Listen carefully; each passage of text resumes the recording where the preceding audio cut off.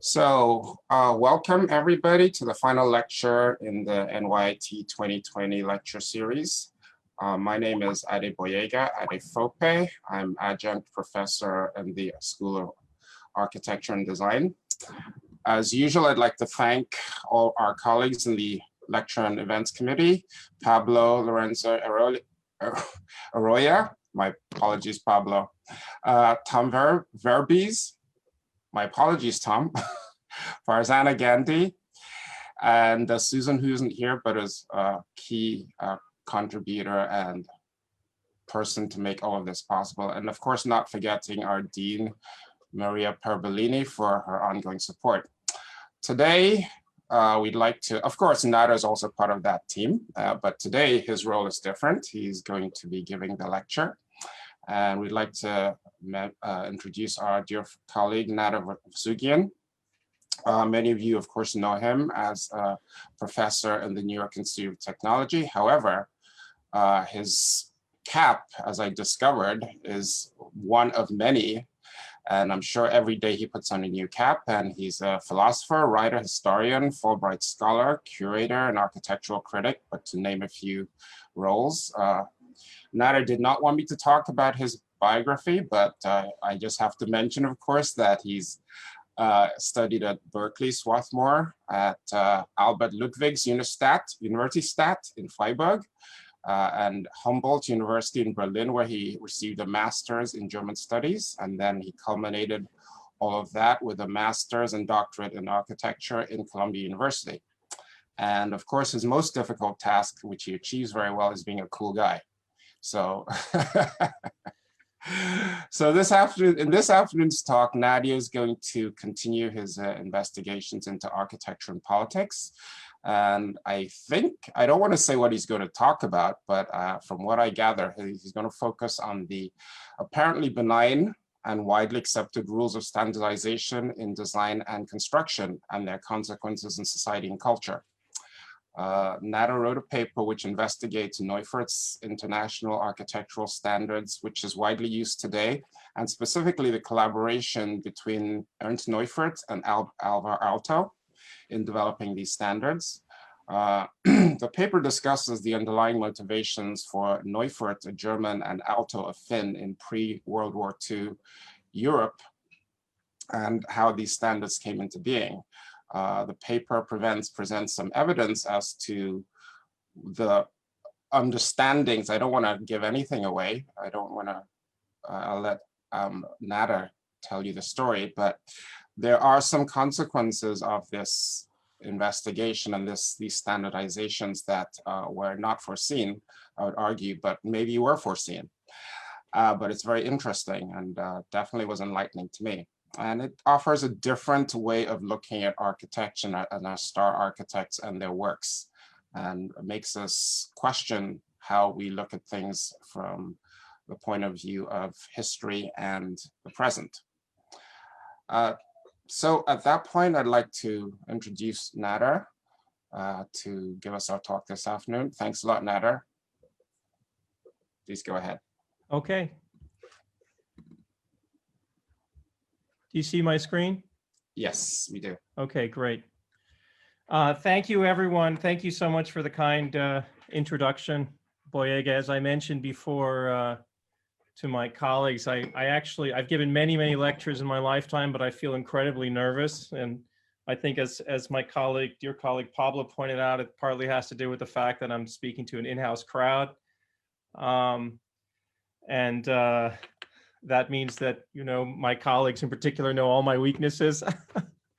But it also, I think, has to do with the fact that we're all in quarantine. We're all kind of somewhat isolated socially. And so kind of stepping out into the public eye with my work, even through Zoom, can stir a bit of anxiety. So as Boyega pointed out, I'm going to be talking about standardization and architecture. This is a project on which I've been working actually for the better part of the last decade. And I'm incredibly grateful to the New York Institute of Technology and my colleagues, as well as my students in seminar, with whom I've had the occasion and privilege of thinking about standardization in relation to architecture for a number of years. This is probably going to be the focus of my research for the duration of my professional career. So what I'm going to present is really a small piece out of what I think is a very rich and still underexplored area for research. So let's start. So Alvar Aalto, as many of you know or may know, is certainly one of the most celebrated architects, I think, of the last 200 years. He's celebrated for his Villa Mare in Finland, which I've never had the opportunity to visit before. He's celebrated for the Vaipuri Library. This is a project I heard so much about through my teacher and doctoral advisor, Kenneth Frampton, during graduate school. Alvar Aalto is one of his favorites. Also, he's known, of course, for the Baker House at MIT. And I know my colleague Rob Cody made a field trip there a number of years ago with students, and I felt inspired a few years thereafter to go take a visit myself. And it's a remarkable brick student dormitory building in Cambridge, Massachusetts. Now, ever since the publication of the second edition of Siegfried Gideon's Space, Time, and Architecture, Aalto has been sort of championed as the kind of consummate humanist architect. Here's Gideon's remarks. Aalto is interested in every human being, he writes in this 1949 edition of his landmark book, Space, Time, and Architecture, in each of their particular desires and experiences, no matter where they come from or to what social class they belong. And the sort of the characterization of Aalto as consummate humanist has really endured in the architectural historiography ever since the publication of Gideon's book. And here I show two titles that have appeared over the last 20 years that continue to make extensive use of this notion that Aalto is the humanist, the person who's interested in every human being, to use Gideon's language. And, you know, part of the reason for this is, of course, that Aalto's reception of modernism and his interpretation of the modernist tradition sort of takes it, or took it, into kind of the whole modernism in a kind of organicist and biomorphic direction that was, at least formalistically speaking, at odds with the machine aesthetic as it was presented at the Bauhaus School of Design in the mid-1920s and by architects and designers like Marcel Breuer, whose club chair you see to the right. Now, what's ironic about this characterization of Aalto as the kind of consummate humanist architect is the fact that he also made a trip to Nazi Germany during World War II. He did so in July of 1943. And we see him here standing next to Arno Breker. That's a German sculptor. And he was accompanied on this July 1943 trip by a number of his leading Finnish modernist colleagues from the period. This is Arno Breker standing here next to Hitler and Albert Speer in the days after Nazi Germany's successful invasion of France. The historian and architect Goran Schilt is the first person to have brought Aalto's 1943 trip to Germany to broad public attention. He did so in 1989 in the third volume of this book here, Alvar Aalto, The Mature Years. So we've known that he made this trip to Nazi Germany for a very long time. And what I think makes this 1943 trip especially problematic is that it took place against the backdrop of the Holocaust, the final solution, quote unquote, the extermination of the Jews was basically became state policy as of 1941, I believe, at the Wannsee Conference. And by 1943, countless tens of thousands of Jews, not to mention also communists and political dissidents, and others, homosexuals, were being executed en masse. We also have to bear in mind that in 1943, when Aalto made his trip, Nazi Germany's was also losing the war, and it was actually abundantly evident to many that its chances of victory were extremely unlikely, which of course loosened the influence that it wielded throughout occupied Europe.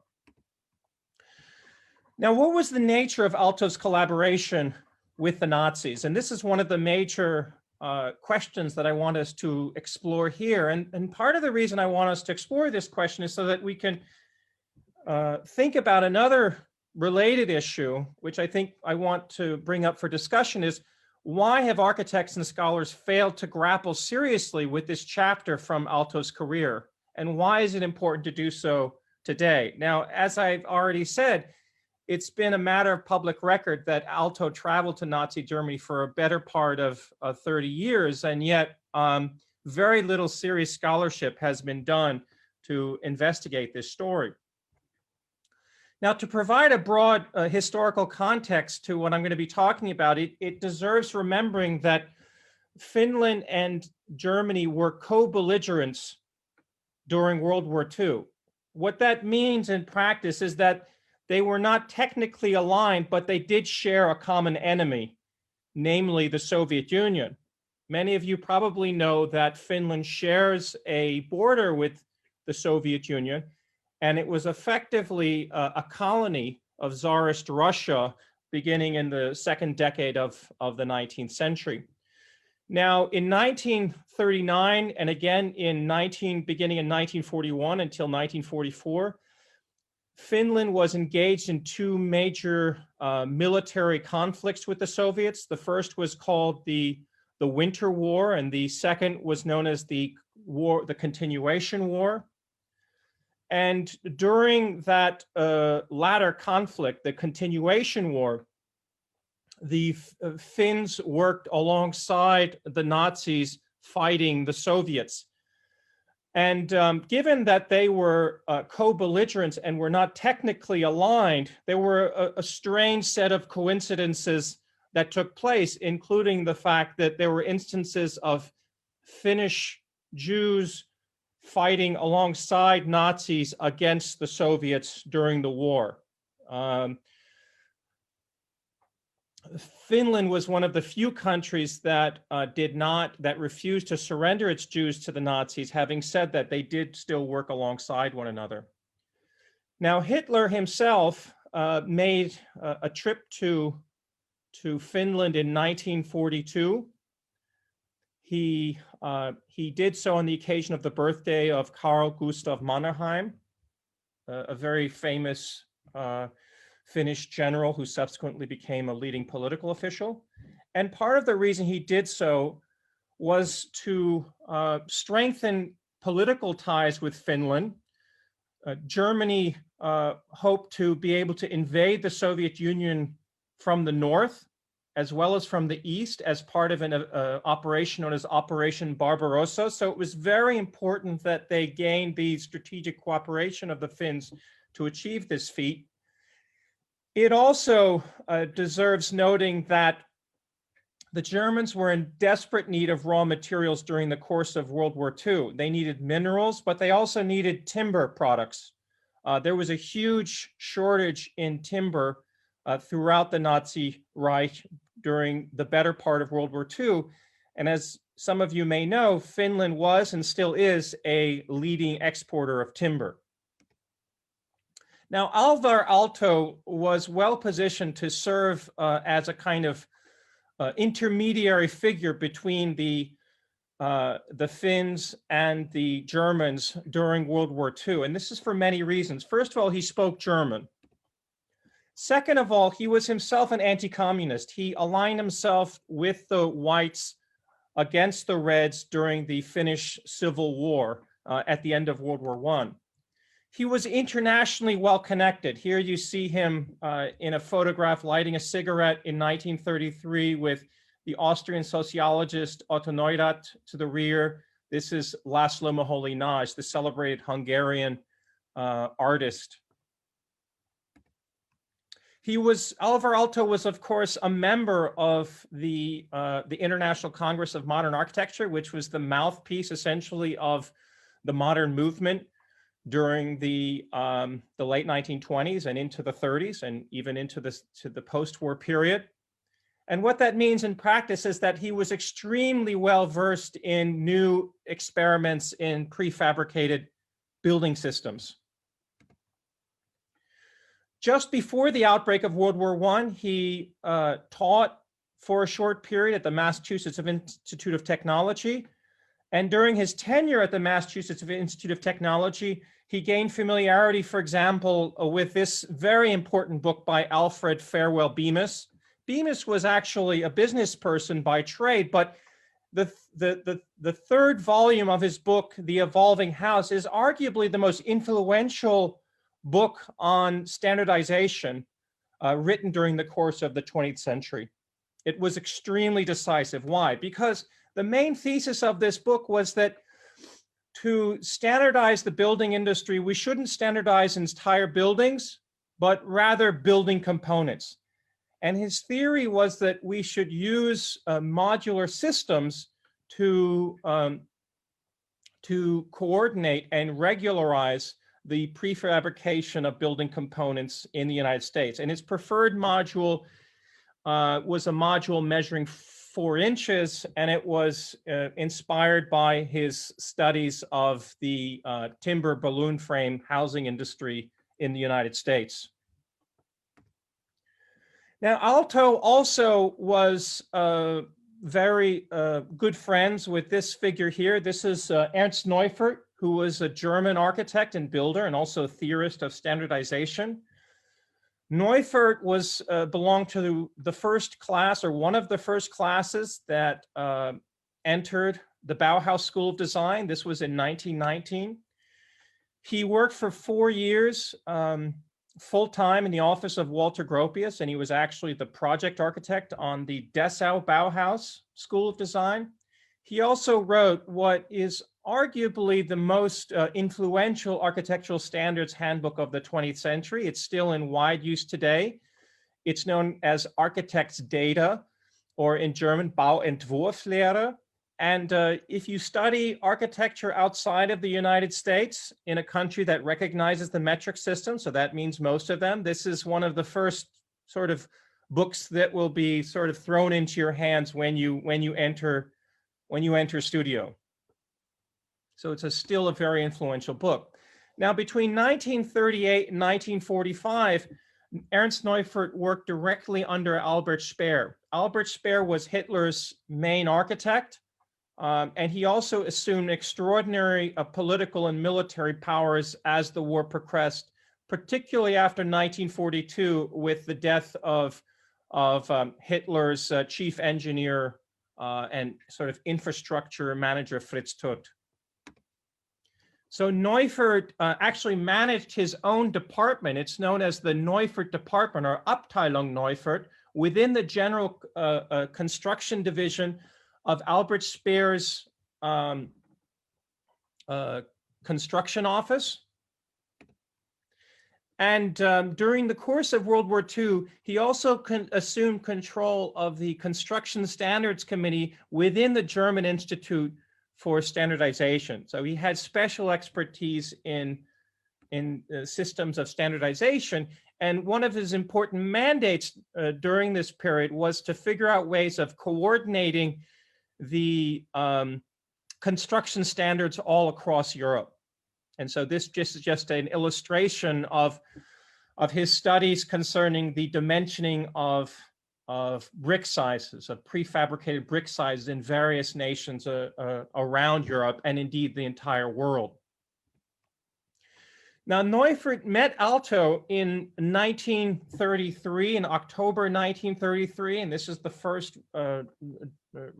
sort of correspondence we know of that took place between them. And this is actually a letter that Neufert sent from Germany to Aalto while he was working for this leading architecture magazine known as Bauwelt, or Building World.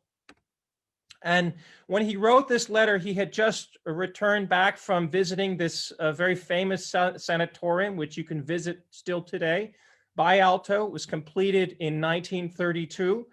And Neufert, in that letter, really expressed his enthusiasm for this new and very exciting project. In 1935, Neufert introduced Aalto to a Swiss architect by the name of Paul Bernoulli. And Bernoulli became a very important figure in Aalto's office, working on such iconic projects as the Villa Marea. And in 1942, when Aalto became head of the Finnish Architectural League, he invited Neufert to come and lecture in Helsinki. And all of this was documented in the mouthpiece of the Finnish Architectural League, a journal known as Arkitekten. And between the years 1942 and 1944, this journal, which was the mouthpiece of the Finnish Architectural League, really reviewed and studied Neufert's ideas, particularly his ideas about standardization, very, very carefully and systematically in an effort to strengthen ties between their respective countries. Now, in July of 1943, as I've already noted, Aalto traveled to Germany at the invitation of Albert Speer and Ernst Neufert. And during that visit, he traveled to 5 major cities: Berlin, Hamburg, Braunschweig, Nuremberg, and Munich. Now, these are these were among the so-called Führerstädte. These were the sort of special cities that were slated for extensive renovation by Hitler during the last, starting in 1937. And part of what the Nazis wanted to do was to kind of showcase its achievements in design and construction in order to further economic ties between Finland and Germany. So when the delegation, which included Aalto and a number of his Finnish colleagues, arrived in Berlin, they visited, for example, the Reich Chancellery. This is a photograph of the Reich Chancellery, which Albert Speer designed at breakneck speed in the years leading up to World War II, and which was constructed in something around 6 or so months. During that same trip, they also went to the Pariser Platz, right around the corner from where the Reichskanzlei was, and saw this model here. This is a model of what was known as Hauptstadt Germania, this sort of vision for a Berlin as the capital city, the capital of Europe, the capital of the world, once the Nazis achieved global domination. And what you see to the rear is this large assembly hall that was meant to house over 200,000 delegates from around the world. Then they traveled to Hamburg, where they learned of new experiments in reinforced concrete construction. This is from an interview conducted with one of Aalto's colleagues many years later. Quote, "We were also shown installations that were considered top secret. In Hamburg, for instance, we visited the U-Bootswerke, so a U-boat shipyard built into an artificial hill. We were shown how this hill was made by injecting concrete from 2-foot thick pipes into gigantic formworks full of steel." So there were major large-scale infrastructural projects underway that the Finns also learned about. In Nuremberg, they saw this stadium design that was being constructed at the time, presumably with forced labor. And they also gained intimate familiarity with Ernst Neufert's octametric system of dimensional coordination. And basically, this system was Neufert's answer to Bemis's arguments in The Evolving House. And effectively, what Neufert argued was that that a single module should be used to coordinate the prefabrication and standardization of all building components. And that module should measure 12.5 centimeters, and it should be tied to the standard brick size in Germany. And in that standard brick size, the one that Neufert proposed was going to measure 11.5 centimeters or 12.5 centimeters if you include the joint. And the reasons why he preferred this 12.5 centimeter module are fairly, aren't really worth getting into, but one of the major reasons is because it is easier to work with. In other words, if you take a 1 meter, if you take the number 8, you can divide 3 times evenly. In other words, 8, 4, 2, 1. If you use a 10 series format by contrast, it's a little bit more complicated. You can only divide once evenly. So he thought this was somewhat more practical, and it also had symbolic meaning. Now, interestingly, and this is much more important, Aalto was actually critical of Neufert's theory of standardization. He was critical of both Neufert's idea of modularizing the building industry using a 12.5 centimeter module. He was also critical of Bemis's notion of using a 4-inch module to regularize the sizing of all building components. And he indicated as much in a published piece from around 1942. He writes, "The goal is to make the little man a little happier by offering him a setting which suits him exactly and does not make him a slave to standardization." In other words, I am advocating unbridled individualism. The password is flexible standardization, the adaptability of details to innumerable different human needs. The difference between technological and architectural standardization is that the technological path leads to one single type, whereas sensible standardization leads to millions of different types. So Aalto's basic criticism of both Bemis and Neufert is that their ideas about standardization were just far too rigid. And I think a standard that Aalto developed during the course of World War II, which really powerfully exemplifies what he means here by flexible standardization, is captured by this specification sheet, which he developed for the SAFA, the Finnish standard,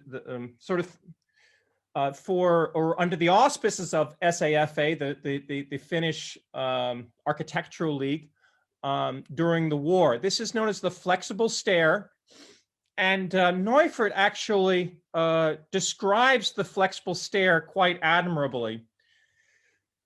So this is what Neufert, this is the flexible stair, and I think it's emblematic of what Aalto means by flexible standardization. The Finnish architects arrived at the conclusion that the rise of a step needed to be built diagonally in accordance with the formula 2 treads plus 1 riser equals 63 centimeters. In this way, we can achieve proportions for steps that are suited to one another and are appropriate for every kind of floor height. At the basis of the stair form selected by the Finns lie tread proportions of roughly 145 by 330 millimeters and 160 by 290 millimeters. For every 1 millimeter higher stair, the rise declines by 2 millimeters in accordance with the next series. So basically, what Aalto is proposing here is a kind of parametric way of, which I think, if I'm using the term correctly, a parametric way of understanding standardization in which the height of a ceiling would be tied to the riser and tread dimensions of a stair, and by extension, its staircase. So it was a fairly, I think, sophisticated understanding of standardization, which was at odds with this very a linear and uniformly modularized system that Neufert had been proposing. Now, Aalto was very indebted to Neufert on one very important account. And that is that Neufert accurately recognized that the architectural profession was becoming increasingly bureaucratized and globalized during the course of the 1930s and 1940s. In a very important book that Neufert published in 1943 called the Bauordnungslehre, which is basically a book dedicated to his theory of standardization, Neufert writes, "Total war compels us to eliminate all unnecessary paperwork, to minimize the war of paper as much as possible, and most of all, to simplify calculations associated with prefabricated structures." In other words, what Neufert recognized is that given the increased complexity of the building industry, and the increased role that, for example, contracts and other managerial tools play within the negotiations between clients and architects, for example, we need to develop a kind of new means that allow us to manage risk and also transmit information between architects and manufacturers and clients, say, on an efficient and time-consuming basis. So many of you, who are practicing architects out there are probably familiar with this concept. When you draft an AIA contract, you're not just going to list, the tasks you're going to perform, but you may also list the ASTM specifications with which your services will be compliant. This is the kind of thing that Neufert was advocating for. And part of the reason that he advocated for it was so that the Nazis could then standardize contracts in an effort to reduce the likelihood of error and miscommunication between them and the partners with whom they worked in other foreign countries, timber manufacturers, say. Now, Aalto, sort of following Neufert's arguments, Aalto created in 1942 what became known as the Finnish Standardization Office, and he details this in journals from the period. The hope was that the Standardization Office's building information directory would eventually catalog the data contained in all relevant, quote, manuals, laws, and regulations, catalogs, advertising brochures, and more. The intent was to renew it on an ongoing basis to keep the catalog in line with the requirements of the time. So basically, this Standardization Office, its job would be to compile specification information from all around the world in an effort to help Finnish timber manufacturers fill orders from abroad. And these specification sheets were known as RT cards, and they looked something like this. And they would be A4 size documents held in spiral bound notebooks so that they could be renewed and updated on an ongoing and evolving basis. And many of the specifications that this Finnish Standardization Office under Aalto's direction collected had to do with standards concerning the timber industry. And the Finns looked to the Germans for logistical and organizational support in starting this outfit. Now, the beneficiaries of the Finnish Standardization Office's efforts included a conglomerate known as Putalo Oy, which translates, I think, roughly as Timber Housing Limited. And this is the planning and sales organization of 30 timber housing factories, their locations and ports of shipping are shown on this map. So this conglomerate was spread out all around Finland. And it dealt with design, it dealt with fabrication, it also dealt with issues of assembly. And actually, after World War II, it went on to become one of the largest manufacturers of prefabricated housing anywhere in the world. Now, during World War II, Putalo Oy had two major clients. One was the Finnish government. There were many thousands of displaced Finns who were left homeless by the war with the Soviets. And so there was a dire need for emergency housing. A second and even more important client during World War II was, of course, the Nazis, and Albert Speer more specifically, because starting in 1942, Albert Speer was Hitler's construction czar. So basically, anytime an entity within the Nazi Reich, be it the SS or the Wehrmacht, needed building materials, they needed to go through Speer's office.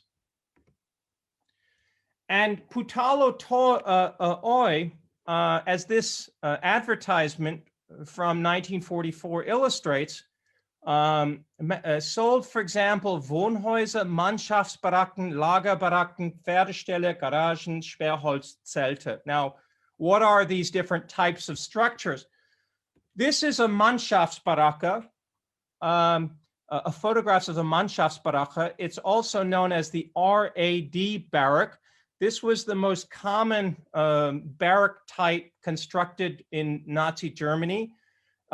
It was introduced in 1933, and it was commonly used to house workers during the building of the Autobahns, but it was subsequently also used for the purpose of housing prisoners within the concentration camps. So this photograph, for example, I took in Buchenwald, which is a forced labor camp outside Weimar. The Pferdestall that is referred to in the ad above it translates from German as horse stall, but it wasn't actually for horse stalls. It was used to house prisoners within the concentration camps, particularly those that the Nazis deemed to be quote unquote subhuman, right? So Jews would be, for example, housed in these very poorly ventilated horse stalls, which actually represented, in effect, weaponized forms of housing. This horse stall is one that I photographed here in Auschwitz II in Poland. So they were also very commonly found in the concentration camps. This is a third type of barrack that Putalo Oy sold. And I photographed this at Mauthausen, which is outside Linz. This was a third concentration camp where they would actually excavate minerals for the construction of the Führerstätte. So the point I want to underline here is that many of these, the kind of barrack types that the Finns were selling to the Nazis were being used for the expansion of the concentration camps. And the concentration camps were in turn basically used to house slave labor, which was in turn used to further the Nazi war machine and its aims.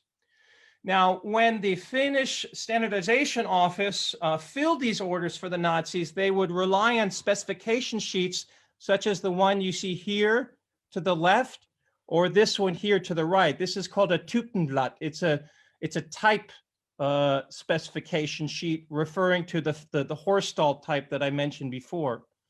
This is a specification sheet related to the axial dimensioning of barrack bay sizes, and it actually anticipates a standard that, and actually Neufert was very intimately involved in drafting this in 1942. Now, Aalto was very aware of what Putalo Oy was doing during World War II. It was started in 1940. And here's what Aalto wrote in this journal Nordlicht, which is a pro-Nazi journal published in Finland during the war.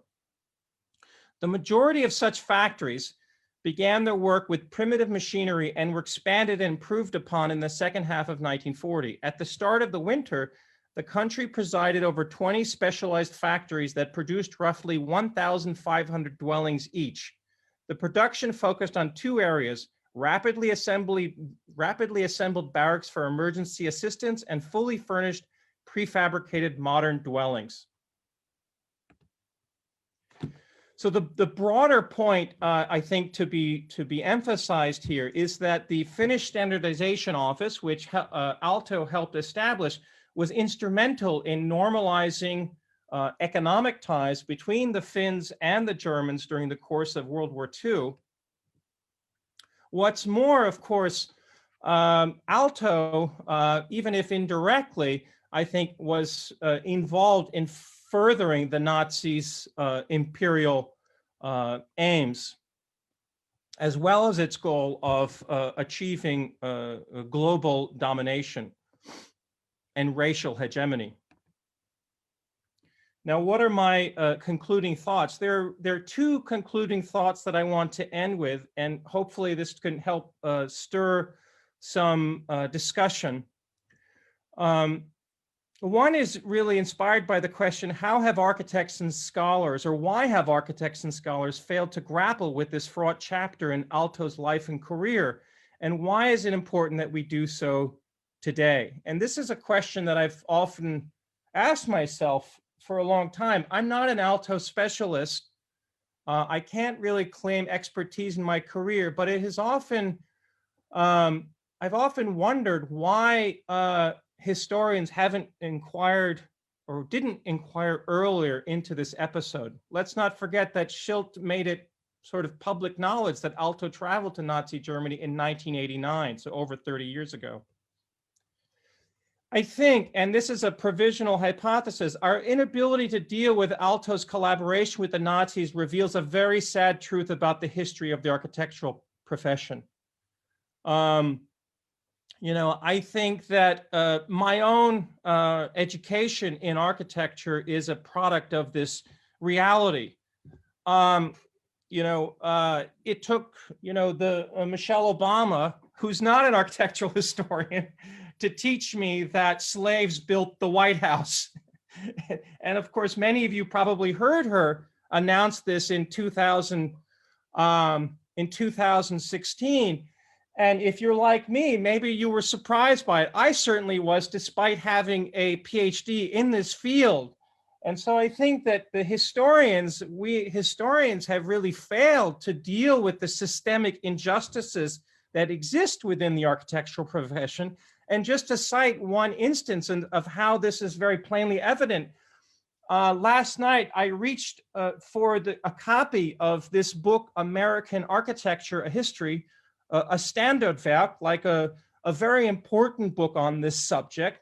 And looking back at the index, I was very struck by the fact that there are only 8 pages dedicated to slaves and slavery, despite the fact that most of the built environment within the United States was built by slaves for the better part of 200 years.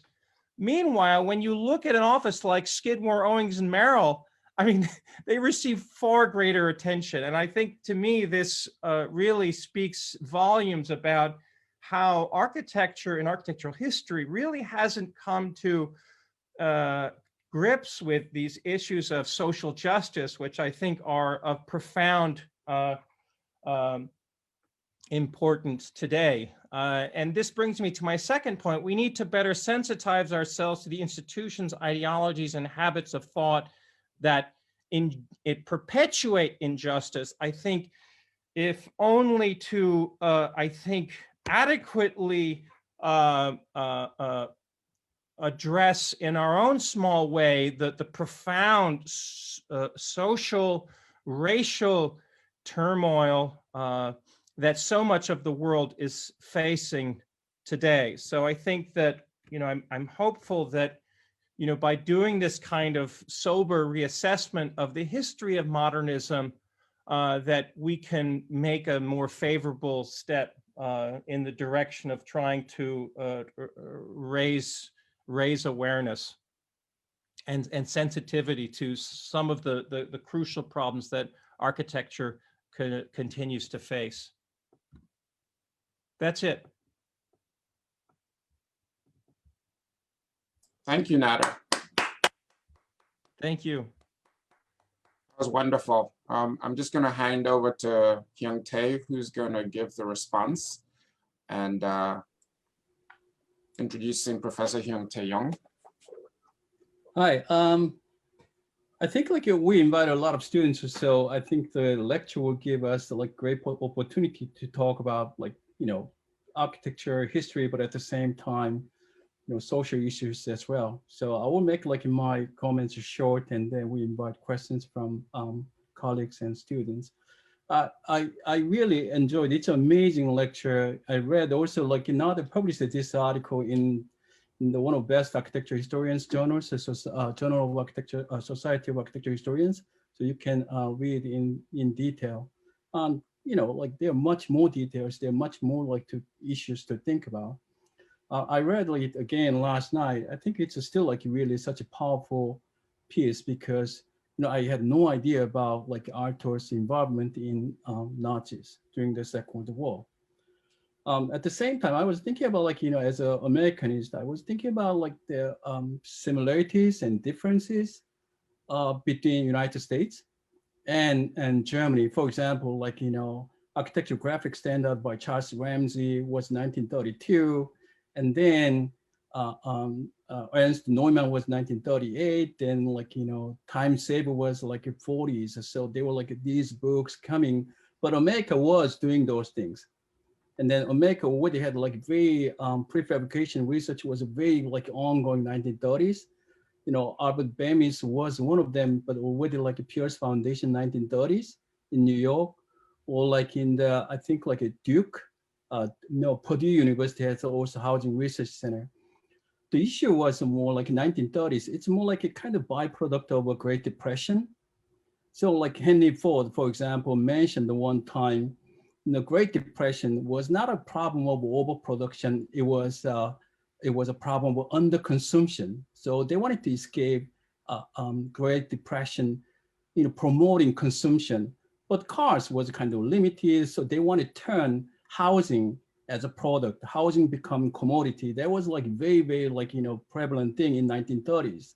You know, Forbes or like a Life magazine, you know, Business Week, all these like, you know, popular magazines talked about like the possibility, the potential of turning housing into products. So standardization coming in, prefabrication coming in.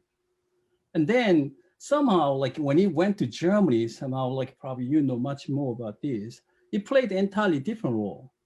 It somehow combined with the national like, you know, Nazi ideology.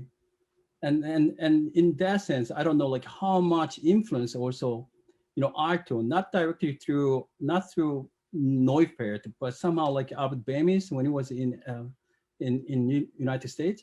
So somehow like I feel, what would be like the impact of American, you know, development and how it went to Aalto or like to Neufert and how it developed, like what kind of different strategies it took.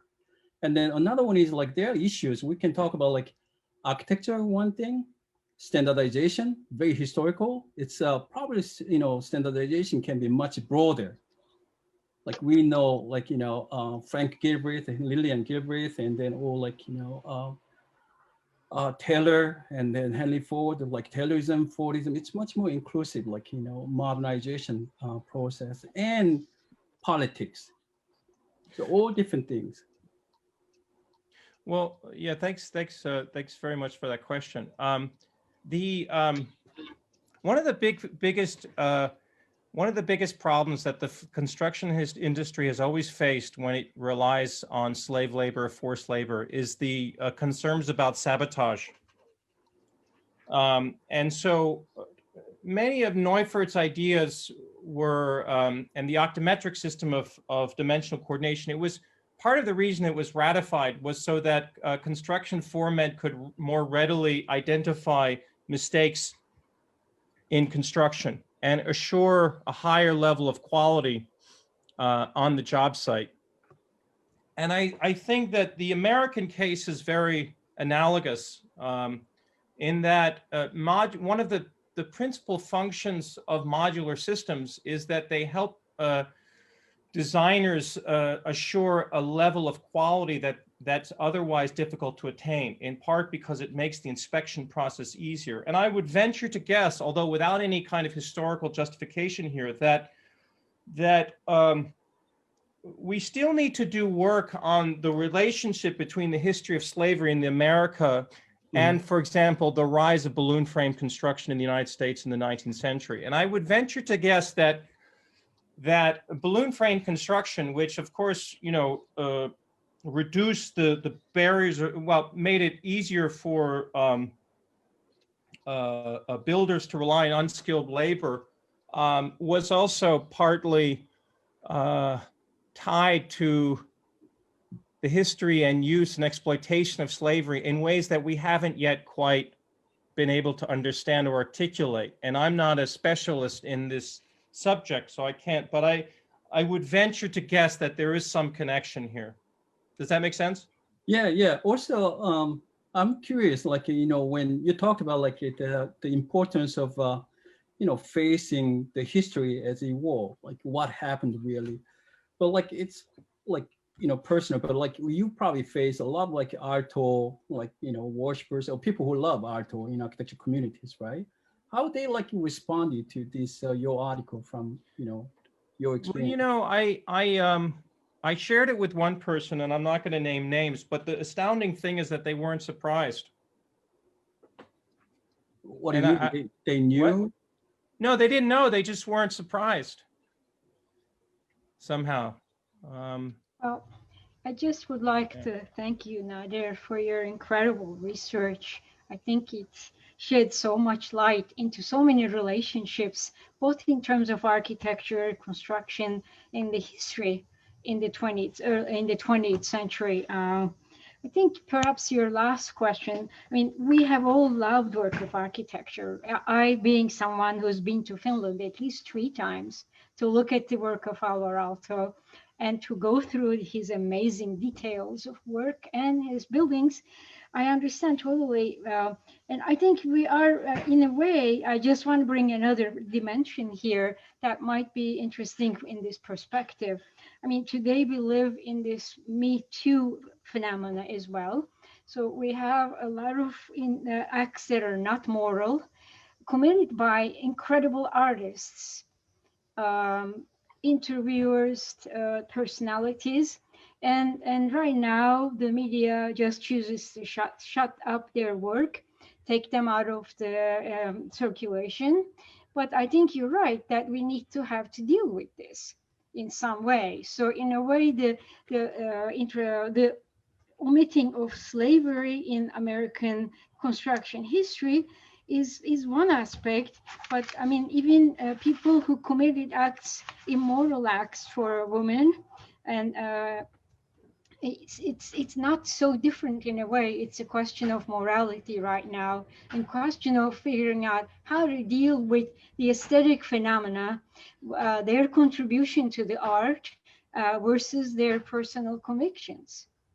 And some of it, in the case of Aalto, I think it's very much tied into the cultural phenomena that Aalto probably couldn't have avoided either, right? The whole national independence movements has arisen from this conflict between the Soviet bloc versus the West.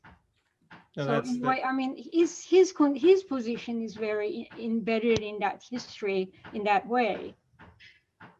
And it's hard to understand if he didn't collaborate, if he didn't bring about this amazing development in the industry of construction, what choices he would have had.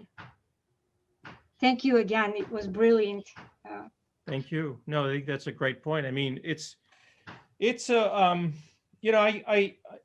for me, this was a very exciting project to work on because it really threw into to relieve the complex moral stakes. You know, Aalto, I think we have every reason to believe that Schilt is correct when he says that Aalto was not an anti-Semite. He was a liberal, viewed himself as a cosmopolitan person, right? And yet he collaborated with the Nazis nonetheless. And I think it deserves remembering that many people, many tens of thousands of people collaborated with the Nazis who hated Hitler. You didn't have to be an admirer or follower of Hitler to do business with the National Socialists. And of course, the other thing worth remembering is that Finland is a tiny country, and they were also fighting at war with the Soviet Union, which invaded Finland in 1939. And so there were complex humanitarian issues at stake, at least within their domestic context. So that's also worth remembering. And I think that nowadays we, especially when I'm in Germany, I think people like to think about the Nazis as being just from another planet. But in fact, in my view, they're not actually as different. They're not as far removed from the world we live in today as we would like to believe. And I think in regards to the issue of Aalto, I think the one thing that bothers me about, that I observe about architecture that I think we really need to get over in a way, is to this idea that just because someone is a great artist, that somehow they have to be morally exemplary. I think it's perfectly okay to go on admiring someone artistically and yet still condemning certain decisions that they made. And I don't know if it's a certain, if it's an American thing or more of a universal problem, but just as, you know, we can go on listening to Wagner despite his anti-Semitism, enjoying a Wagner opera. I mean, at least I can. I think it's okay. I think in architecture that should be okay too. I mean, I think that's part of, yeah. Yeah, well, let's get like questions. So if you have a question, just name your, list your name in chat box. We can go through that way. I just want to mention now that I don't know, like in the United States from 1929 during the Depression, right? 1932, for 3 years, the construction volume in terms of money, it became 1/8. It's not reduced like a little bit, it reduced like it's a 1/8 of total volume. So 1/8 of 1929 was construction volume in 1932. So like in many countries, Europe too, there was a kind of existential crisis in the discipline. And that doesn't guarantee, that doesn't give you some kind of reason you can, reason for you to do something like, So like when you talk about standardization, architecture, and politics, in case of like Aalto, they seem to be like somehow directly connected to each other. That's a little tricky issue. That's because interesting, yeah. Because you can't really separate one thing from the other in case of Aalto, particularly 1940s. Okay. We have a bunch of questions in the chats. Yes, let's start from also like after these sequence of questions, we'll do some students as well. So students will like please stay with us. Joshua Kogut. Can we go with Joshua Kogut first? Okay, yeah, like you're the boss, Weber. Yeah. Learning architectural history. This is from Josh Kogut. Learning architectural history, a majority of the buildings we studied were from a certain time period in Europe. It is hard not to see this teaching of history as being a side effect of colonialism in the United States, implying its success from Eurocentric values, ignoring slave contributions, and further imposing them on youth. How would you suggest architectural history be taught to address these concerns? Oh my God, that's an amazing question. This is like the question of my life. That's a heavy loaded. This is, I don't know the answer. Josh, do you have any thoughts? I mean, it's a really... I mean, I would think that some of the time be dedicated to a lot of the stuff that architectural history being taught has been missing, just to shed some light on it rather than leaving it in the background for someone else to let us discover on our own time, like Michelle Obama, as you said. So I think exposing us to it would be a better service to it than not addressing it. Absolutely. This is an ongoing issue, and it's going to take generations to address, and I think it's just a question of I don't know. I think it's about making small steps. But that's a great point. Thank you. Tom has a question. Yeah, Tom. Hi, thank you so much, Nader. That was really insightful and informative lecture. I'm not going to leave aside necessarily the issues that are more moral about Aalto's work. I think the Nazis themselves applied standardization towards a war effort or a genocide effort of extermination. It's kind of shocking to learn. I guess my question is more about the series of industrial revolutions, as we call them, these industrial transitions between, say, a first industrial revolution, the second that you're presenting, of the standardization that enters, all areas of manufacturing. And what I found so interesting in the way that you describe Aalto's position about standardization, not about a particular module and very fixed conditions numerically and about dimensions, etc., but that he was interested in this flexibility about dimensions and modules. And as the transitions are kind of named from one industrial era to another, the flexibility in manufacturing defines really very much the third industrial revolution.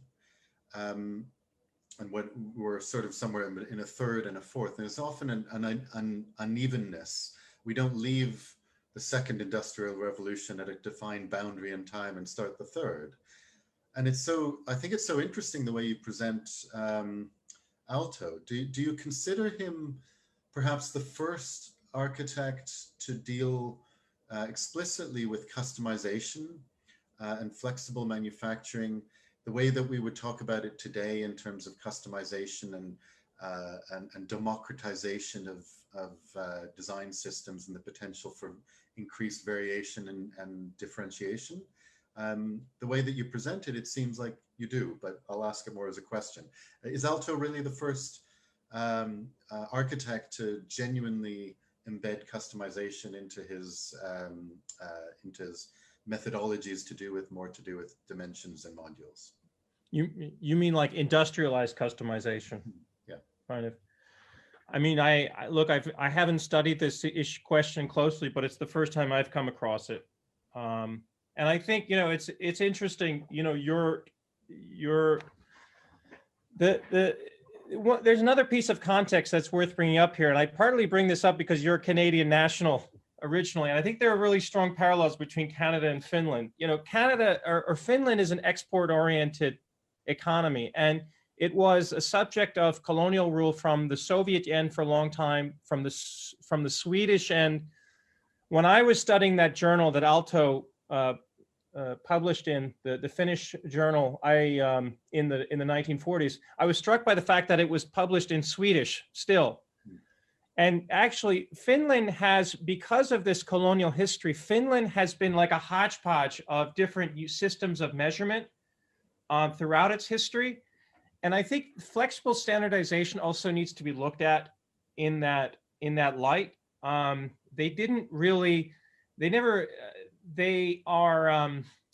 even adopted the metric system relatively late. And so given the contradictions and conflicts in terms of metrology that are built into the national history, I think it would have been impossible, and it would have been absolutely stupid from an economic point of view for him to have accepted Neufert's position. Similarly in Canada today, I'm, struck by the fact that, you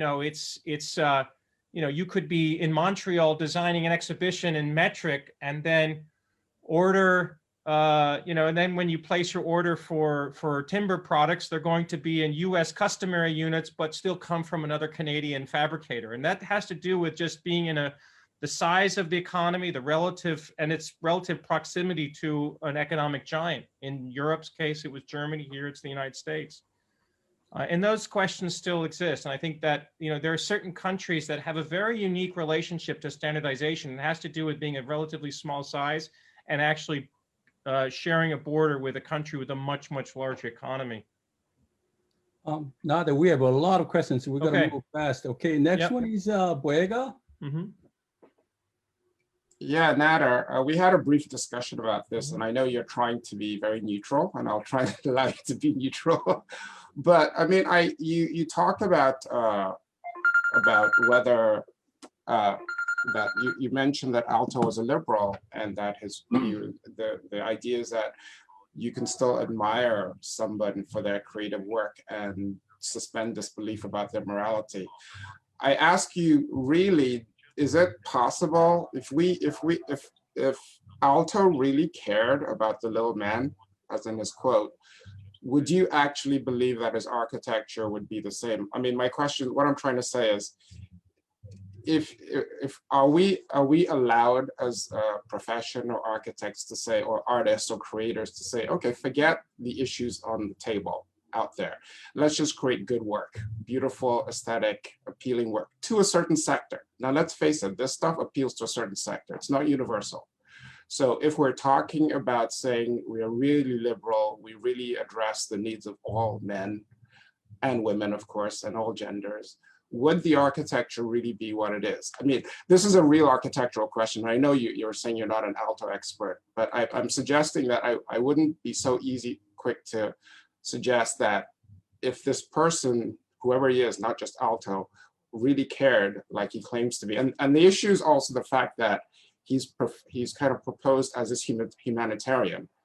And that's the issue with it too. If it was just, look, this guy is just an architect, he happens to be good, and he does what he does. That's a different story from saying this guy is a humanitarian. So I don't know if that question is clear, but I'm asking both the architectural question and the humanitarian question. Well, I think that there's a major problem in the history of modernism, and that is that modernism is constantly trying to couple its artistic convictions to its moral convictions. And this is something it inherited, I think, from the arts and crafts movement. And I think this is deeply, deeply problematic to somehow believe that, assert that ethics has some shares some intrinsic value to one's artistic or cultural commitments. And I think that Gideon's historiography is a byproduct of that. And I think that, you know, as historians, I think it's grossly irresponsible to somehow conflate ethics with art in the way that historians like Gideon have done. Does that make sense? I mean, as far as the relationship between art and politics, I mean, I think that, you know, we've learned that so many people have had their hands dirty, it's almost hard to know where to start, you know, and I think that you can, it's okay to profess an intellectual or cultural debt to someone whose work you admire, but then to still condemn them on other accounts. I mean, Edward Said did this, and I think one of Edward Said's favorite novelists was also a major apologist. I mean, look, I mean, he was a scholar of Joseph Conrad. You can admire Joseph Conrad while still, you know, condemning his, you know, him being an apologist for colonialism. Does that make sense? Yeah, but Yeah. I think we have to take our conversation offline because Yeah, I have so many more questions. Yeah, absolutely. So. Sure. I'd like to join in that one. Thank you, though. Michael. Hi, Nader. Wonderful. Thank you. Thank you, Michael. I have a feeling from your presentation that you're following a little bit in the footsteps of Michael Sorkin, who revealed. I dedicated my essay to Michael Sorkin. Yeah, no, a very good friend. And Bill Manking. Yes, but Sorkin did this sort of thing with Philip Johnson early on. And what was interesting is he not only revealed Philip Johnson's historical background, but he went to the Century Club and traced who was meeting with Philip Johnson and who was getting support from Philip Johnson. And we know that Philip Johnson supported the Hitler. The sort of, well, not only Hitler, but in much more recent times, the sort of architectural club of New York City. and was influential in a lot of people's rise to importance. Percy Griffin. But I think it's sort of important to our students, and in relation to your questions about, and as you say, you could probably find many people you could expose in some way. But what is the point of doing that, and where do we kind of point to the lessons that come from that? And I think it kind of goes back to a discussion of a previous lecture of Tafuri and the talk about architects working for clients, and clients have a point of view and a goal that architects are in the service of, basically, if they join in.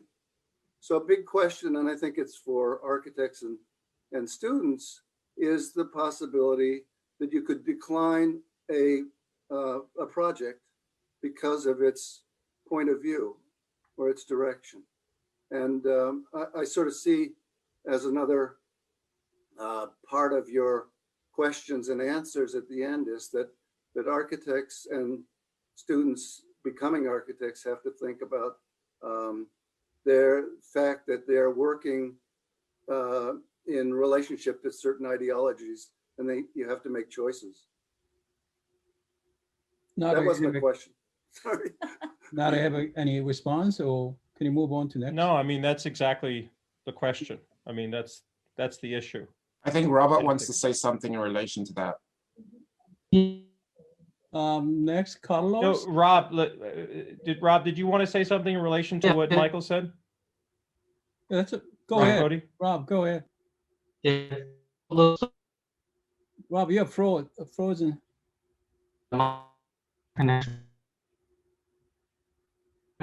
Maybe turn off your video, Rob. The problem is he's doing the feed to Facebook. Okay. If like Rob can just make a comment soon, but let's go ahead with Carlos. Yes, hi. So I guess for me, I guess I'm trying to figure out the similarities between my time in the service with what was going on during World War II. And I know that a lot of the issues that we talk about now is because what we know of what was going on during the Nazi era after the war. So I know that a lot of things, even nowadays, we don't think about what the person was thinking or what their point of view was during a situation like World War II. So I know that a lot of the construction that was being done, I'm looking at the barracks, remembering the barracks. I know that I myself had to sleep in a lot of barracks that looked like that when I've been in different countries. There was one of the wars that I was in that we used a lot of shipment containers, the connexes that made out of metal. And we ended up recycling these containers and turned them into living facilities, where we would turn them into a 12-man sleeping quarters. But we didn't just use them for ourselves. I mean, we turned them into detaining facilities to where we put in people that were suspects of things that happened during the wartime.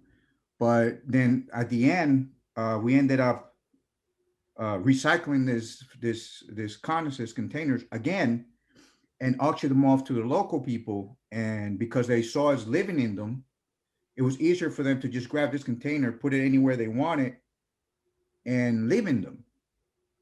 And we have, because I'm still in the service, even now we have facilities, we have tower-like construction in some of the bases overseas, and they're all made of connexes. It's just one on top of the other in different ways so they don't fall apart. So I can't help to wonder that that's kind of like what was going on then with this A-frame construction on this barracks, because it was, you know, I guess easier and faster to use and utilized not just for the workers, but also for you know, POWs. And I kind of feel related because I had to do that in my era for the last 15 years, and we're still doing it. So I know we talked about morality, but you know, my wartime now is different to the wartime then. But I can't help to wonder what would happen if we would have lost in these wars that we've been fighting for the past 20 years. What would the point of view of morality from our side would have been like? You know? Well, you know, you raise a great point. I mean, there are a lot of great barracks. You know, I mean, I've seen camp barracks turned into daycare centers. You know, I mean, there were lots of things that even with the Horstall barracks that they retrofitted for administrative use. There's no question. There are lots of different levels of comfort and that one can enjoy. But I think we can get into the weeds about that. But the bigger issue is one of values. You know, I mean, I think anyone who took the time to look at Mein Kampf would know that the values that people were getting behind under the Nazis were absolutely repugnant. I think that's an important question to know. So irrespective of whether Aalto was aware of the camps, and whether he was aware that mass genocide was taking place, I think it was pretty common knowledge around the world that that Nazi Germany's government was aggressively anti-Semitic, xenophobic, homophobic, bigoted. I mean, it was effectively state policy. I mean, it wasn't effectively, it was state policy since the mid-1930s. So I think it's an issue of values. Yeah. It was very clear when, you know, like Aalto got involved early 40s, like 43 when he went to Germany. It was crystal clear for everyone about anti-Semitism. Anyway, Carlos is a student, so we can continue our conversation in the history class. Really interesting. Thank you for that great question, Carlos. I want to hear more about your barracks in the military. Now, like I'll show you pictures later. Pablo has a question. Hi, thanks Nader for a great presentation. I think it's also very useful, I think, to be discussing these issues at our school, specifically significant. So I appreciate that.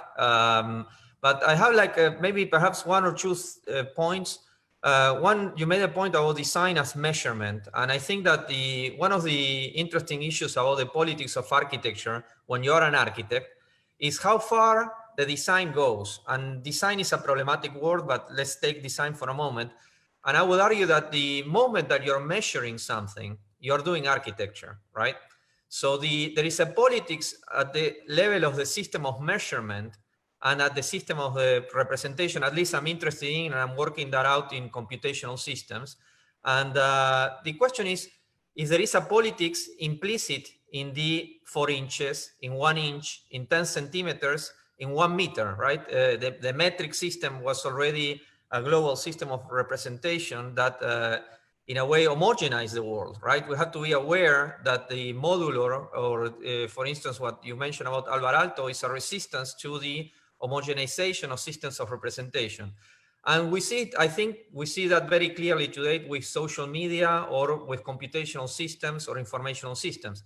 For instance, Facebook or Instagram have a very regimented, standardized way of making us communicate with each other, while at the same time, they have a very sophisticated and personalized way of measuring how we behave, right? So on the one hand, you can choose very little how to communicate. On the other hand, they are measuring thousands of items, close to 2,000 cluster items per person, which then they use to do information trafficking, right? Like they sell your information personalized to you. At the same time, you as a way of communicating, you have very few options.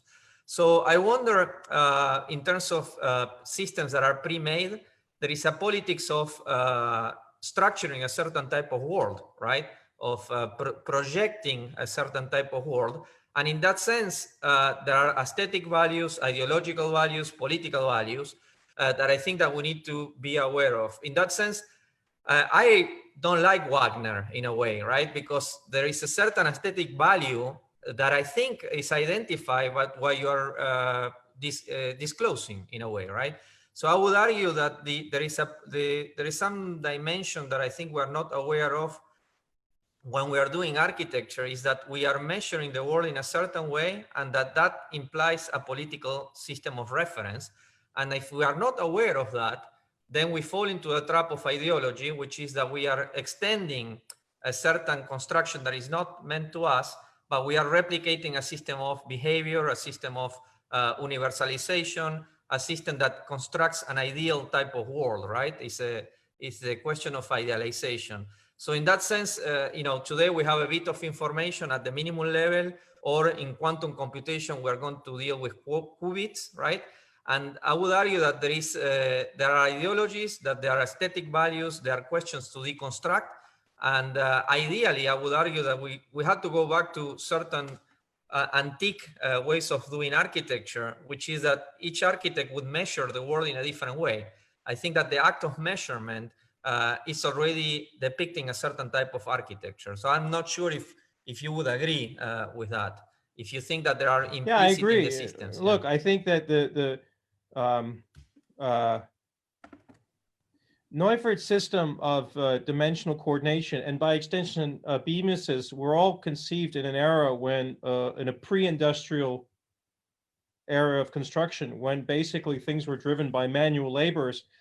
Modular systems essentially lost their currency with the mechanization of construction, because you no longer needed to have like someone holding, you know, it wasn't just about a brick with a hand, you know, brick by brick. Then, you know, after World War II, you could put up entire walls of bricks, you know, with the help of a crane, you know, so the modular systems lost their currency. But I think to your point, in terms of the politics of measurement, so many of the issues that Bemis and Neufert were dealing with had to do with communication, and also figuring out how to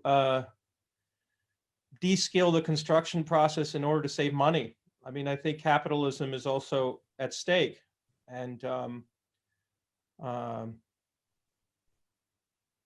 yeah, and I think that's an important issue. Using standard modular units has to do with trying to also speak in a language that can assure a certain level of quality, while also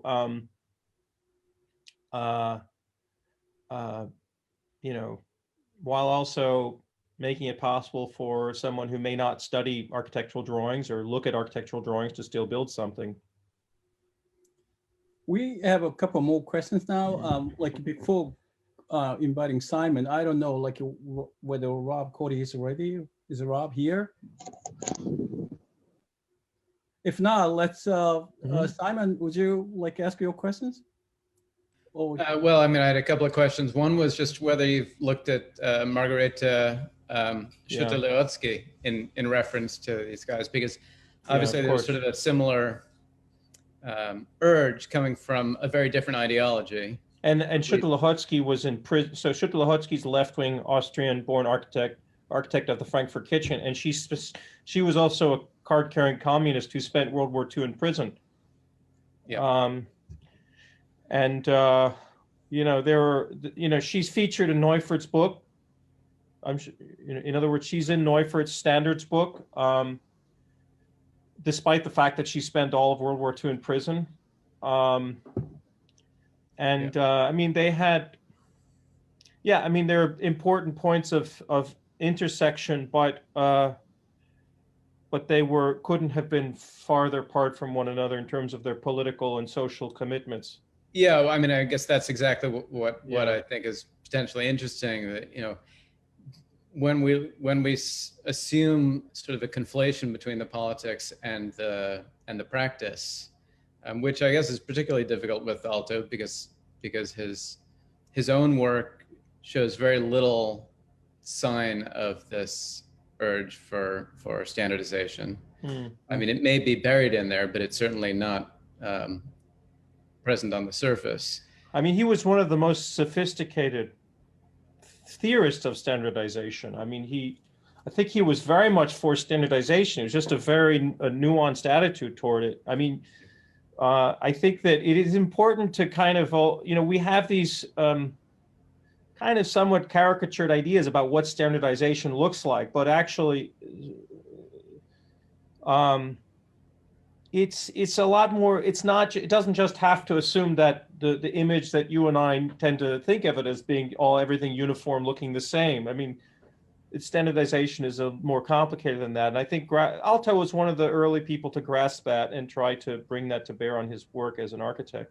There is an article, a very famous article by Demetri Porphyrios on the relationship between heterotopia and homotopia, which is the sensibility of Alvar Aalto relative to topographical pre-existing conditions, site conditions, and that incorporated as a system of measurement also. That's what I think is the interesting thing of Alvar Aalto relative to what Nader you presented.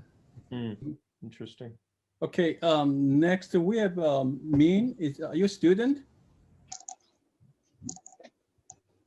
Min Nguyen, like we have a couple of students' questions. I hope you're a student. Hi, I'm an alumni. I graduated a couple years ago. Oh, that's still great. good. Welcome. Pretty close. Excited. Go ahead. Oh, yes. So regarding the question of whether or not it is possible to separate the achievement of Alvar Aalto and Wagner from their personal flaws, I would argue that the obvious answer must be yes. Because otherwise, very soon, you're going to find out that every single historic figure that we celebrate had flaws. You're going to find that out very rapidly, and we'll just all be waiting for the Messiah to come back before we can start celebrating them. Min, I'm so happy to see you here, by the way. Min was one of our... I have missed your lectures very much. One of the outstanding graduates of NYT. We're really honored to have you back, and thank you for joining us. I couldn't agree more with you. I couldn't agree more. Can I just say, though, in response to that, that I don't think the idea should be that we glorify people. Yeah. I think the point is that you present a cold, factual representation of people and say, look, this is what they did. And whether you choose to glorify it personally is your choice. But if we present Aalto as an architectural god, then we get into these conflicts. If we present MLK, as Min referenced, as a hero, we get into all these issues. They're all, I think you mentioned that, the idea that, you mentioned that idea earlier, Nader, and I think it's important, but that was, I mean, not to take this over, but part of the discussion, another question I had was whether it's our role as instructors or as an institution to take on the idea of presenting architects, designers, creators in this with this neutral palette and present all aspects of the reality of the situation, because architecture is not an isolated element. It is so engaged in its environment, whether it's a cultural, physical, topographic environment. It's hard to talk about architecture in isolation from that, or even in passing. Well, there is this like widespread misconception that architects are powerless, in the face of global capital and all that. I think that's just so untrue. I mean, being an architect, I mean, I'm not an architect, and I'm very envious of you guys who are. I mean, being an architect is a tremendous privilege, and you actually wield an extraordinary amount of power. And part of what I try to do through my work is to show that, I mean, methodologically, we can't, I think that if we just teach architecture as though it's about producing drawings that lead to buildings, as though it's a closed circle, we leave out so much of the moral complexity and so much of what is impactful about the work that architects do. I mean, given all of the controversy surrounding Zaha Hadid, 2004, the Qatar soccer stadium, her professed indifference to the fact that migrant workers died in the building of the soccer stadium. I mean, it is, her statement was, I think, symptomatic of a problem that the whole profession faces, that when you look at a drawing, it's very easy to forget that actually people are going to execute that drawing, that there's labor on the other side. And I think there is a big problem that architecture and architects still treat labor as though it's invisible. In other words, students have infinite amount of time to work, therefore they don't need to sleep.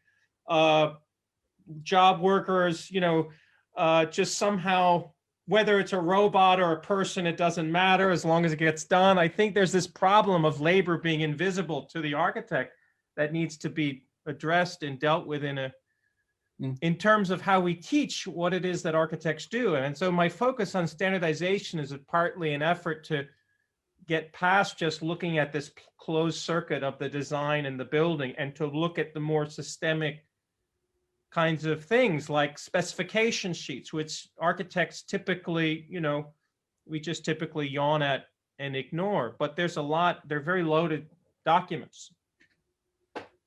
We still have some time. I think we're supposed to end like 30, but extra couple of minutes wouldn't be a problem. We have like Bayhan. Bayhan have a question after that, and then probably like if you have a question, feel free to write your name or jump in, and then like it'll probably the next 10 minutes, and then we can wrap it up that time. Bayhan, please. Oh, thank you. Actually, it wasn't much of a question, but I think there's another dimension to this issue, that when Alvar Aalto was caught in the global conflict between fascism and communism, being part of a small country, within his own country, his consciousness doesn't seem to be anything that we can regret. That he was very involved in building workers' housing, very involved in human safety and comfort. And I think that's a whole other thing, because globally, coming from another country that sided with Germany, I'm from Turkey. Similarly, the Turks suffered after the war, but also they became a shelter for a lot of Jewish artists and refugees, and they came and formed our universities. So it's a very complex situation. And I think that, but on our day-to-day practice, it's possible, right, Nader, that you can accept or reject some kind of a very moral issue. I can give an example, if you don't mind. It's like lately they've been moving Rikers to another location. City is issuing all these requests for proposals to design the next prison. I received a number of invitations from the city and from the consultants, and I said, I'm sorry, I just don't design prisons. So I mean, there is different degrees of what you can do on your day-to-day practice. There is what you align with, and then there is the global practice that sometimes it's inevitable for you to be aligned with. I think Aalto's efforts probably helped Finland in their economic independence, which is such a huge issue right now globally, right? I could jump in on what Bayhan just said, particularly about the prisons. And I think a lot of this has to do with choices and boundaries. How far do you go? As Aalto didn't design the death camps. He just did some work in relationship to standardization. That was an invite from one of his good friends and collaborators. But through a story from Herb Beckhardt about Marcel Breuer and prisons, him saying that in the late 50s and 60s, they started doing work with the General Services Administration. And I think it was the late 60s, something like this, that Breuer was offered the commission to do all of the federal prisons in the United States. And this was related to, and this is anecdotal, right? This is through her telling me this story. And he refused. And he refused because they were looking to partially use his ideas about precast concrete and also that prison workers could potentially build some of the building through the idea of the precast concrete. And it was a standardization method, right? Using the concrete, and Breuer was as you know, a huge proponent of using precast concrete. But it was his choice to then deny doing any of that work for the GSA. But at the same time, he did many, many, many other projects for the GSA. So even though they were given the hand of doing this work for these prisons all around the United States, he continued to do work with them, and they continued to use some of his methodologies in precast concrete in building prisons.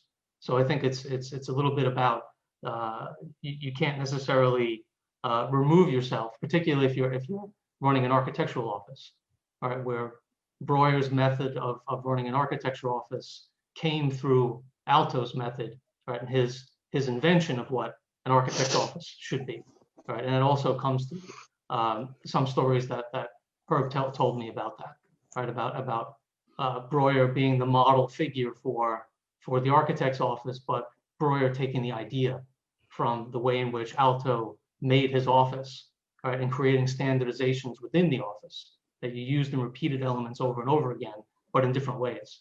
So there's a flexibility within the arrangement of the kind of formal characteristics and the topological ideas of each element, and how it then would be modified and changed in relationship to different different typological methods of whether it was a library or if it was a housing project or others, right? And you can see that if you really read and look at Aalto's work, you understand that as a predominant figure within the form and relationship of the buildings. And you really see that evidence when you go and visit the buildings.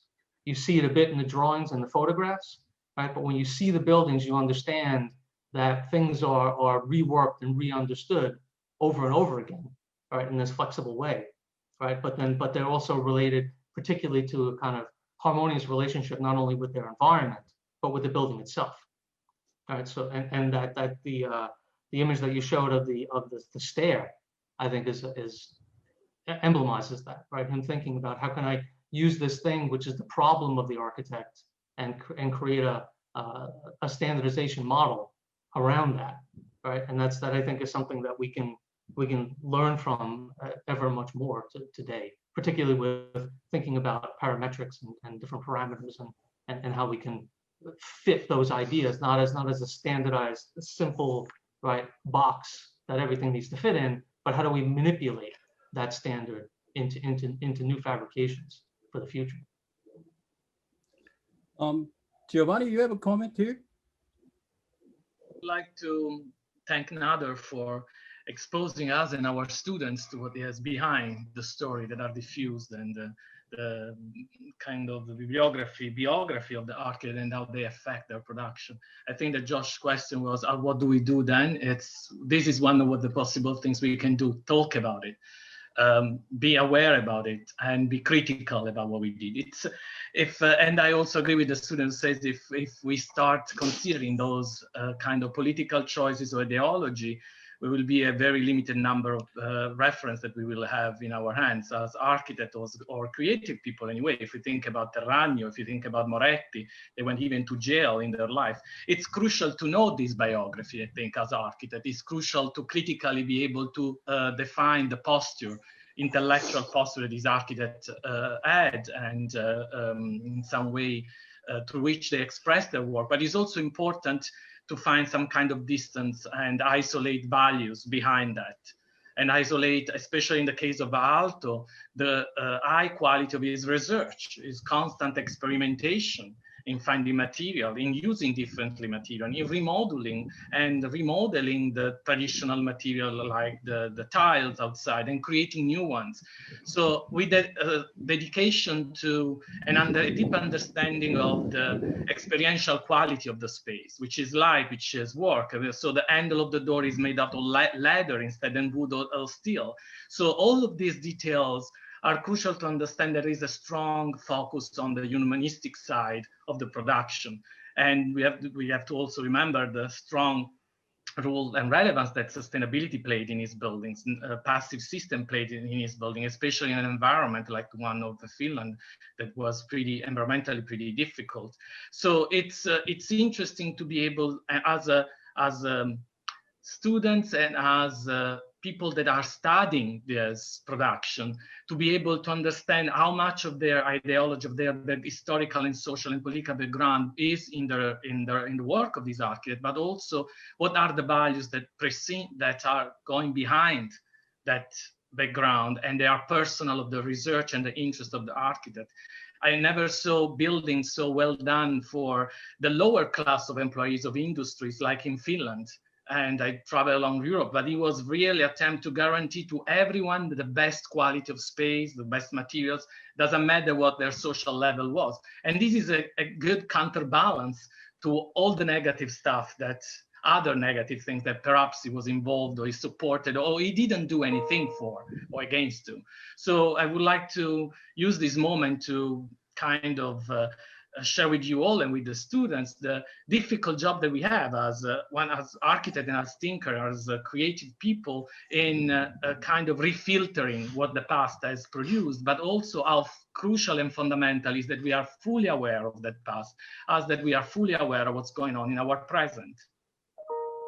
I just want to add one thing, like, you know, for me, what was so shocking about Nader's article and lecture was, you know, I was taught by Ken Frampton as well. The first thing, Ken always emphasized the Aalto as a really, really crucial turning point of modern architecture, emphasized there was a humanizing architecture, humanizing modernism. And then I didn't meet anyone who, you know, criticized Aalto before. You know, Aalto has been always somehow like it's unlikely architect, right? Unlikely good. So that's why Nader's article, which shows like, you know, Aalto's active participation in Nazi, like somehow like through Finnish Standardization Office, a meeting. I mean, like we can say it was undeniable, you know, it was unresistible, like, you know, he had to do these things, but at the same time, he was traveling with Neufert and then Speer, doing parties continuously. And then he was surviving well. So that's like, I'm not trying to demonize Aalto, but like we need to have the courage to see things all together. That's probably like in my position as a historian. I mean, still like Aalto is very important as we feel. Everybody has like great ideas about Aalto. We still like find a lot of things to learn from Aalto, but at the same time, we have to deal what it was there. We can't like so far, I feel Aalto was kind of like, you know, idealized, became really like symbol, but like without historical background.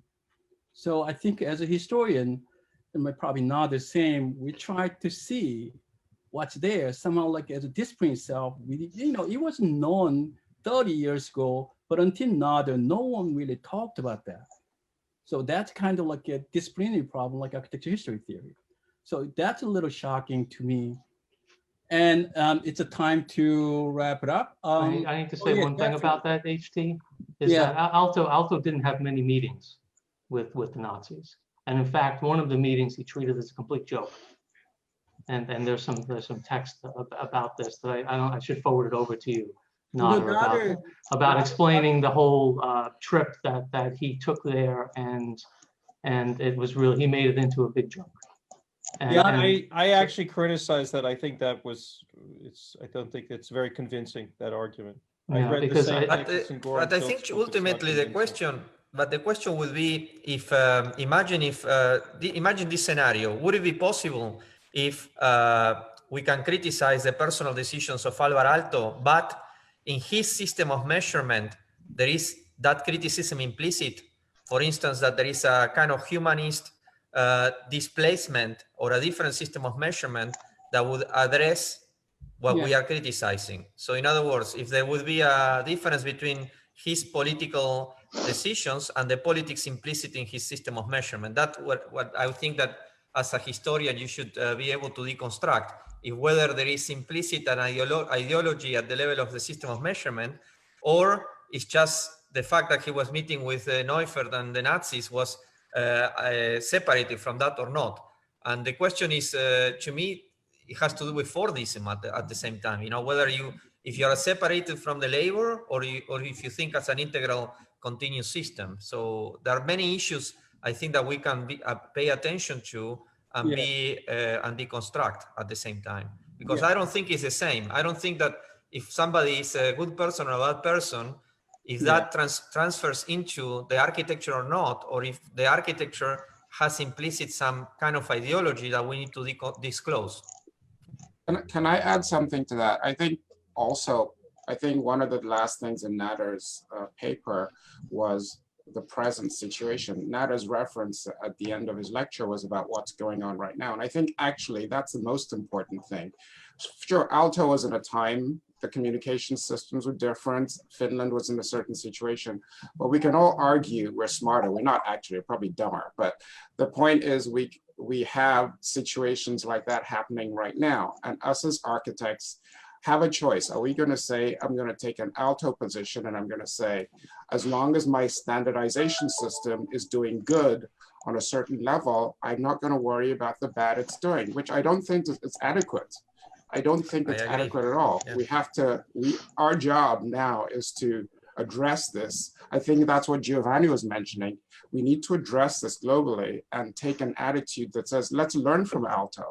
Let's learn from, quote unquote, his mistake. Whether he did or not make a mistake is not the point. Let's look at the works we do and understand the ramifications of the works we do and try and take them on board while looking at other people's work as well as the work we do. But it's, I guess, argue we only control the work we do. And yes, we have clients, and yes, that's always a factor. But I think if the whole architectural profession had an attitude of questioning, then I don't think the clients would be picking us off as low-hanging fruit, which is in a sense what they do, where they say, I want this done. If you don't get it, if you don't do it, I'll hire the next guy, you know?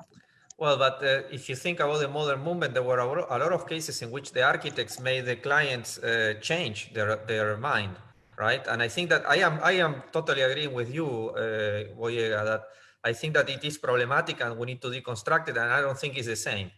Well, and I think that sorry, yeah. Pablo. I mean, I think that Boyega makes a fantastic point, which is that, I mean, you know, we love architecture. It's something that we're all proud to be part of, and we want to broaden the tent, you know. And as it stands, I think that architecture is doing a horrible job of broadening the tent to make it, you know, something that people feel like they want to be a part of, that they can be a part of, that they could take ownership in. I think as it stands, sadly enough, I mean, I think it's still, you know, look, I mean, when I teach my history of modern architecture course, the number of women architects that I teach, I could probably, you know, count on one hand. That's a problem.